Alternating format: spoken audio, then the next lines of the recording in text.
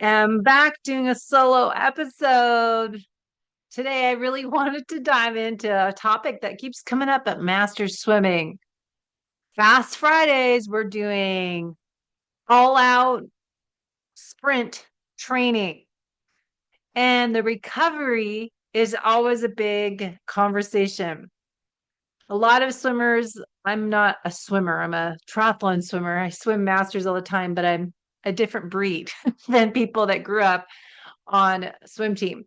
So typically the send off time, you might have 5 seconds or 10 seconds rest.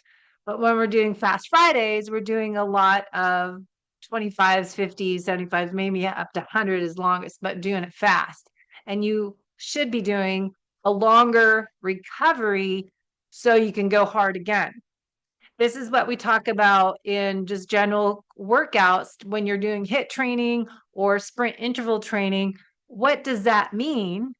And how long do you recover? So in master swimming, even it comes up all the time. And we had a big debate last Friday on the recovery time. And a lot of people are used to just doing 5-10 seconds, or else if it's 30 seconds, it's too long when you're in the pool that you'll get cold.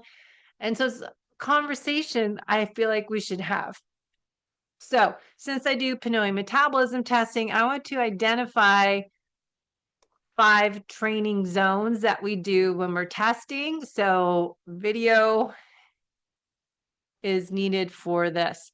Now, a test on a treadmill or a bike isn't going to tell you what you are swimming.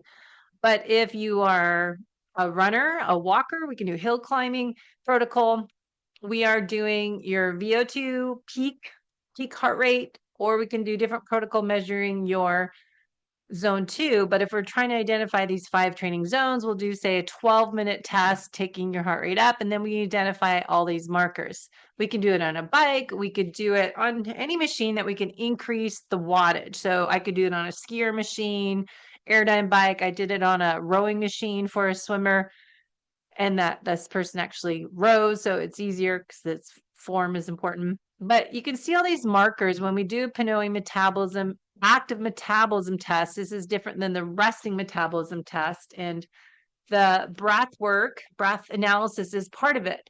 And then we'll look at your fat to carb burn up here, and then high intensity improvement areas, recovery capacity. We can identify what are your limitations? What's holding you back from performing your best? So we can look at these and then decide for you, where are your areas of opportunity? What did this test reveal that you could improve so you are performing at your best level, improving how you age, looking your best, feeling your best, moving your best? So this is just a summary page. Now, each page, there's another little summary. Why does this marker matter? How to improve it? So this is a sample report. But if this person's aerobic health is a severe limitation, we want to look at how can we improve it. So we'll get into the sprint interval training, but this is VO2 peak, not everyone does max, but this is what we're looking at. So I go into these pages as needed for people, but if we're identifying their high intensity performance, this sample test, they did well, but how do we measure that? How well do your lungs and heart perform at higher intensities? This is measured by calculating how well your lungs supply oxygen, how well the heart pumps the blood oxygen into the body, into the muscles, and looking at 2 markers. O2 pulse is oxygen pumped by heartbeat, and VO2 over BF, breathing frequency, the oxygen absorbed per breath cycle. So you probably don't care about that, but you want to know, all right, I say you did really poorly on this one. Or, all right, so let's use this example. You did really well. So that to me means we don't need to spend more time here. We need to work on what are your areas of opportunity. So if they did score poorly in this, does resistance training help? Let's look. Since high intensity performance relies on your respiratory and cardiovascular system. So we're looking at your systems. Resistance training will have little to no effect on this marker, high intensity performance. Would interval training help? Well, zone 3 and zone 4 intervals are the most effective modalities for improving respiratory and cardiovascular performance during your medium and higher training intensities, and thus are most effective tools for improving high intensity performance. And then there's endurance. Would that help us? Well, similar to interval training, heavy endurance training, zone 4, trains your lungs and heart to operate effectively during high intensity intervals. So I wouldn't say this gets confusing. If I read this out loud, it sounds wrong to me that it's not endurance, but it means heavy endurance training in zone 4 is interval, high intensity interval training to me, but zone 4 training would help, not zone 2. Now, this person that did well at these higher levels, to me, is doing probably too much of his workouts up here, and they're not doing much at the lower levels. Because if we look at the whole picture, remember, we need to zoom out to zoom in. If we're looking at their cardiovascular fitness, well, this person is probably doing more of their workouts, doing everything hard. And so their other markers, aerobic fitness, cardiovascular fitness, are not being looked at. So we can see this is measured by your VO2 to heart rate. So that means your oxygen pulse is your volume of oxygen divided by heart rate, 2 different times, 3-minute window starting 1 minute after the start of the test and 3 minutes after your peak. So it's looking at 2 different times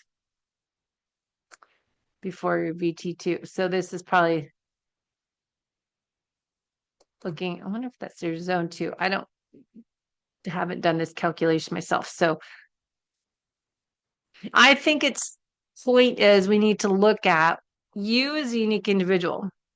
Now, they're one marker as well, but this shows me they're not recovering. So to go with the focus of this video today, are you doing interval training correctly? To me, that means, all right, how's your recovery capacity? Now, the PNOE test, they are measuring it by the rate at which your heart rate and volume of carbon dioxide exhaled during the recovery phase of the test. So once we reach your peak VO2 max, we do a 2.5-minute recovery. We see how fast your heart rate drops and your carbon dioxide drops during the first minute of the test and the first 2 minutes of the recovery phase. So it's measured more the recovery. If this client does not do interval training correctly, they're doing a lot of high intensity training. But as I'm saying, most people do not do rest-based interval training and recover correctly. So how do you improve this? Since recovery capacity is primarily influenced by mitochondrial density and fat burning efficiency, resistance training has little to no effect on enhancing this. So that's not how we improve it. Does interval training help? Well, high intensity interval training in zone 5 are most effective ways to enhance mitochondrial density, fat burning efficiency, and recovery capacity. Low intensity endurance training, zone 2, is most effective modality for improving fat burning efficiency. It is also most potent way for improving this metric. Now, I would say someone that needs to improve this area needs to do interval training, but actually lower their heart rate down. But then we can look at nutrition. Do we need some nutritional therapy as well? So, and lifestyle habits, fat burning efficiency. How do you improve that? Fat burning efficiency is the crossover point, exercise intensity, VO2, or someone's body's switching from burning primarily fats to burning carbohydrates. The higher the exercise intensity transition occurs, the higher this fat burning efficiency score is. So then we go through, all right, how do I improve this? Is it nutrition, lifestyle, training zone 2? All right, so if we scroll down towards the end, the metabolic rate is calculated by assessing the resting metabolism test that we do before your metabolic efficiency test. And then we scroll down the bottom, we have the breath analysis and those areas, how to improve it, and more. My focus is on sharing you these suggestions when we finish a test, and then I work with the client individually to figure out what's best for them. How many interval sessions do we do a week? How much resistance training do we do a week? And how much cardio zone 2 do we do per week? All right. Plus, I think mobility, yoga, flexibility needs to be added in there.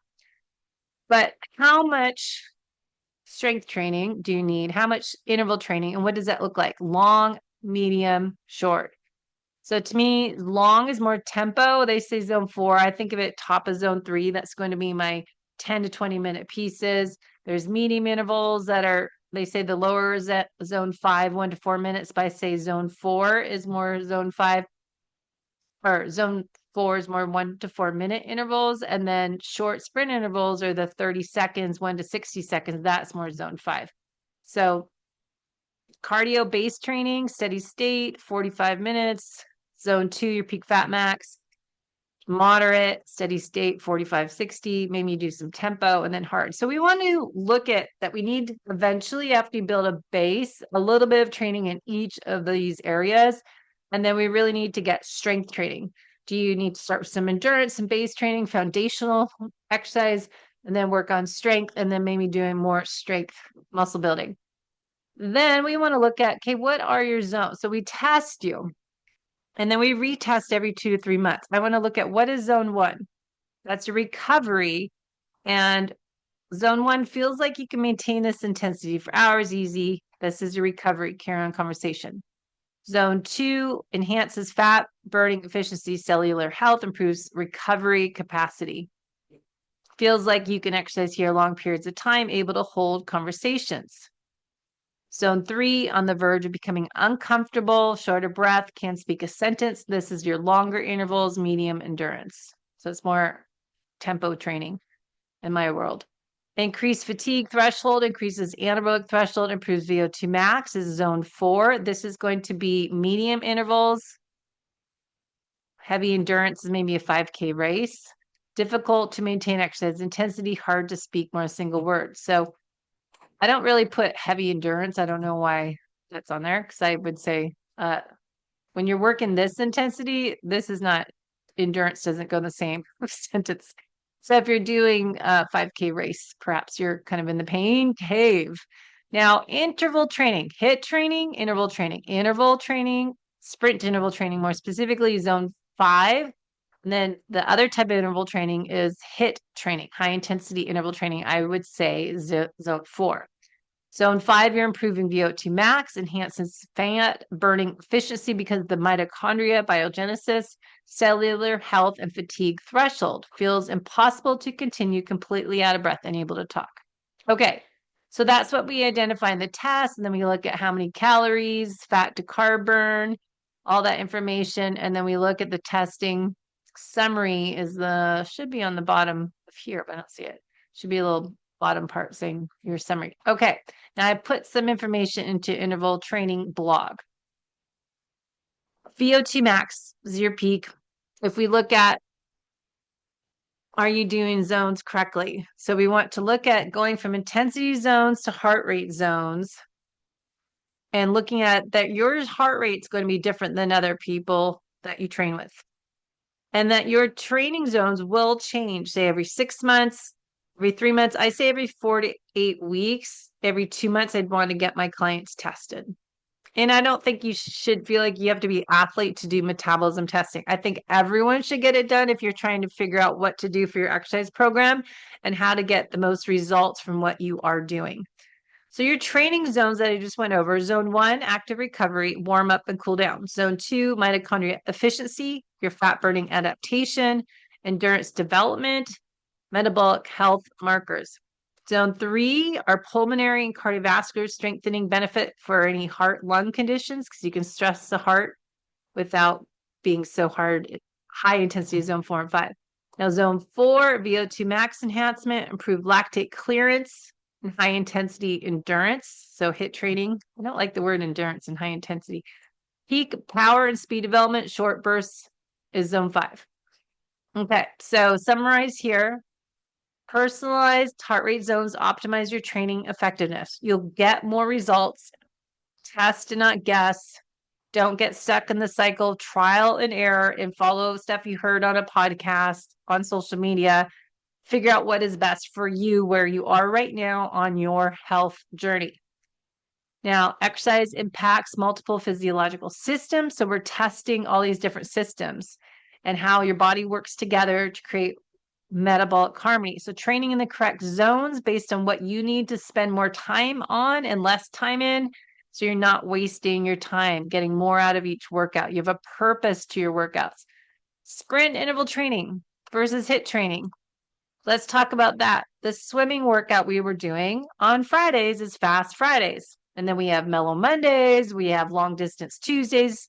We have speed work, more tempo on Wednesdays. Then Fridays or Thursdays they have, so I don't go every day, but every day is a different purpose is my point. When we're doing sprint interval training, if it's me running stair repeats, if it's on my bike doing Mount Israel, we're doing hills, we're doing pieces. Zone 4 is going to be that 1 to 4 minutes. Zone 5 is that short all out. Okay. Athletes, if you need speed, power, metabolic flexibility. If we talk about females as we age, we hear Stacey Sims says sprint interval training because we lose our fast twitch muscle fibers. We already have more slow twitch, so we don't need females as much slow twitch training. We need more fast twitch fibers.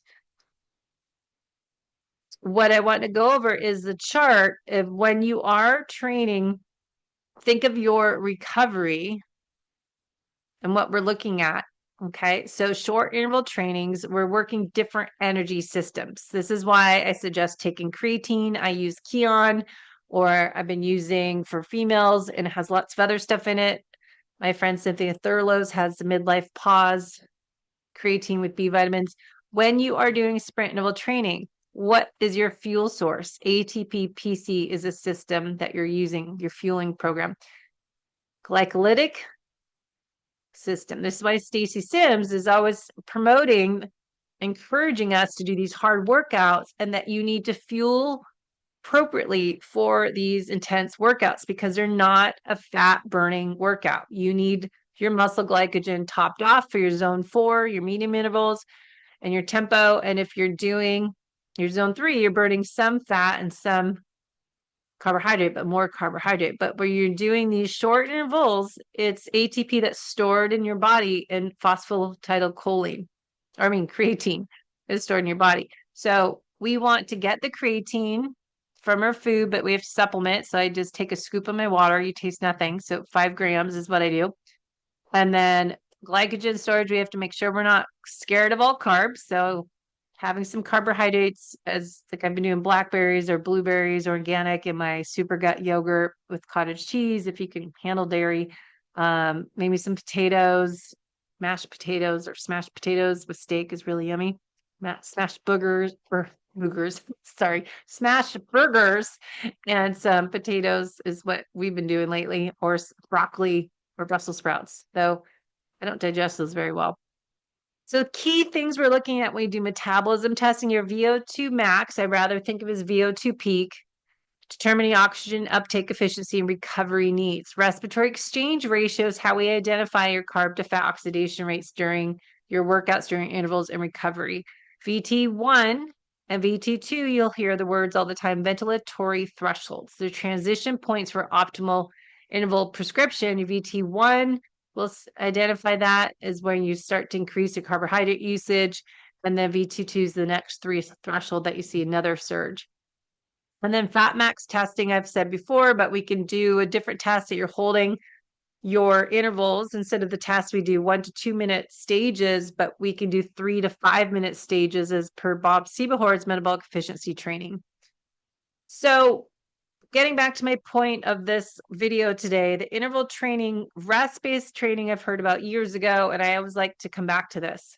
If you are doing these sprint interval training, you need to come down to zone 1. Your recovery time should be in zone 1 as long as you need to refuel and go again, ready to go hard again. What's happening when we do, say, Fast Friday swimming is different than people don't really rest that long swimming, but you have to know that whenever you're doing interval training in a class or with the run group, or you're in a group of cyclists, everyone recovers at different rates. So that's why I'm not a big fan of doing my speed workout with other people, as I did San Diego Track Club a couple times, and I had a hard time going so fast into the next 400-meter sprint when I'm still trying to get my heart rate down to the zone 1, and then you stay there. So it's really important to have a community, have workout buddies. You have your partners to motivate you, especially doing the speed work, but you almost have to everyone separate and regroup. This is what we used to do when we did track. When I used to live in Bellevue, we did track workout and we went on our recovery, and then we regrouped and started again the next interval. So everyone's different how fast your heart rate comes down. The more you do interval training correctly, the faster your heart rate drops. I measure this all the time. I've done this for 25 years. I taught heart zone training in Bellevue. Sally Edwards taught me this forever ago. And we would have a spin class we teach and have everyone get how fast our heart rate goes down in the minute, and then see where we go. Heart rate goes up, and then you see how fast you come down again, and everyone would be at their own pace. So how do you know if you need interval training? I was putting this in here, looking at base training, when to add sprint interval training, so we can go into that next time.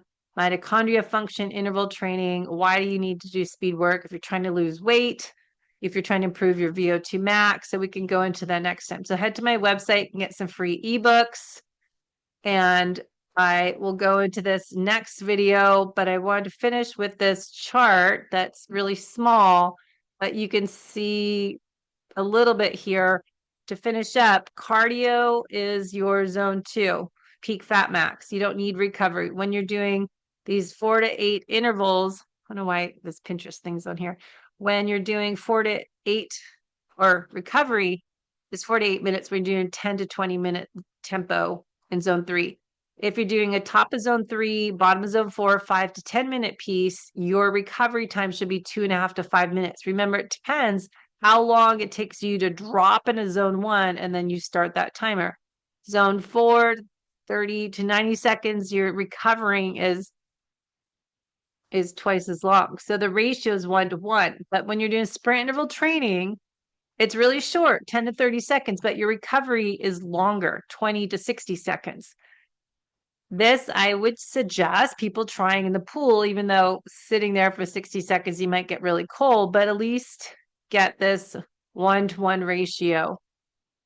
1-to-1 ratio, 2 to 1, 2.5 to 1, none. So think about that when you're doing your interval training. Let me know your questions, comments, and we can go into this a little bit more on how to figure out your personalized training program so you can get faster, but feel better, improve how you age from the inside out, improving your health at a cellular level, working on those mitochondria. So we'll go into the mitochondria biogenesis, improving mitochondrial capacity, getting rid of the dead cells, mitophagy, and more. So let me know what you want to cover in the next video to follow up with this on your personalized fueling and training program. Talk soon.